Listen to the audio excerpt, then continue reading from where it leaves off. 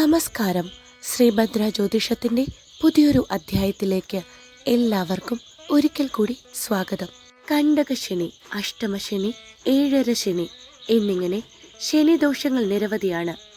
ശനി ദുരിതങ്ങൾ പൂർണ്ണമായും അതിജീവിക്കാൻ നിരന്തരമായ പ്രാർത്ഥനയും വ്രതാനുഷ്ഠയും ആവശ്യമാണ്.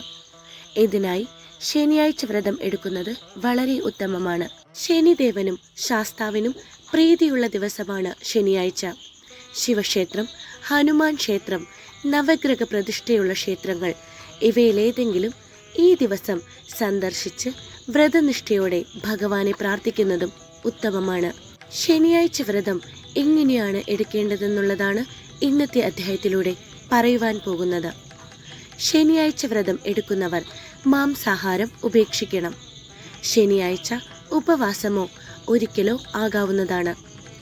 വ്രതമെടുക്കുന്ന വ്യക്തി പുലർച്ചെ കുളിച്ച് ശാസ്താക്ഷേത്രമോ നവഗ്രഹ ക്ഷേത്രമോ ദർശനം നടത്തണം.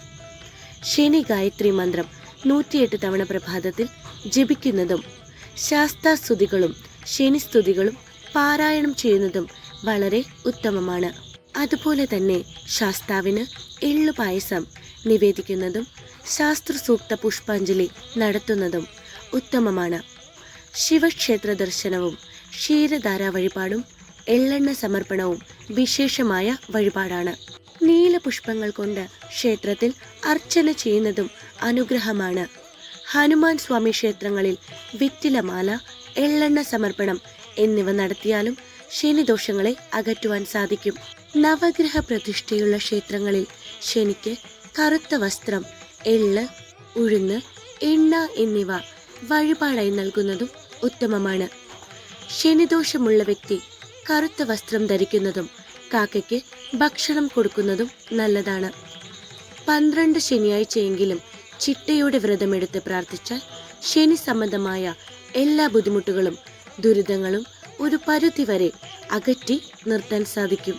നിങ്ങൾക്ക് പ്രത്യേകമായി എന്തെങ്കിലും പ്രാർത്ഥിക്കേണ്ടതുണ്ടെങ്കിൽ പേരും നക്ഷത്രവും ചേർത്ത് ചുരുങ്ങിയ വാക്കുകളിൽ കമൻറ്റ് ബോക്സിൽ രേഖപ്പെടുത്തുക. സമയം പോലെ കുറിച്ചെടുത്ത് എൻ്റെ നിത്യപ്രാർത്ഥനയിൽ ഉൾപ്പെടുത്തുന്നതാണ്. വീഡിയോ ഇഷ്ടമായാൽ ലൈക്ക് ചെയ്യുവാനും മറ്റുള്ളവരിലേക്ക് വീഡിയോ ഷെയർ ചെയ്ത് കൊടുക്കുവാനും മറക്കരുത്. ഇതുപോലുള്ള നല്ല നല്ല വീഡിയോസിനായി ചാനൽ സബ്സ്ക്രൈബ് ചെയ്ത് സപ്പോർട്ട് ചെയ്യുക. കൂടെ ബെൽ ബട്ടൺ കൂടി എനേബിൾ ചെയ്യുക. വീണ്ടും പുതിയൊരു വീഡിയോയുമായി വരും വരെ നന്ദി, നമസ്കാരം.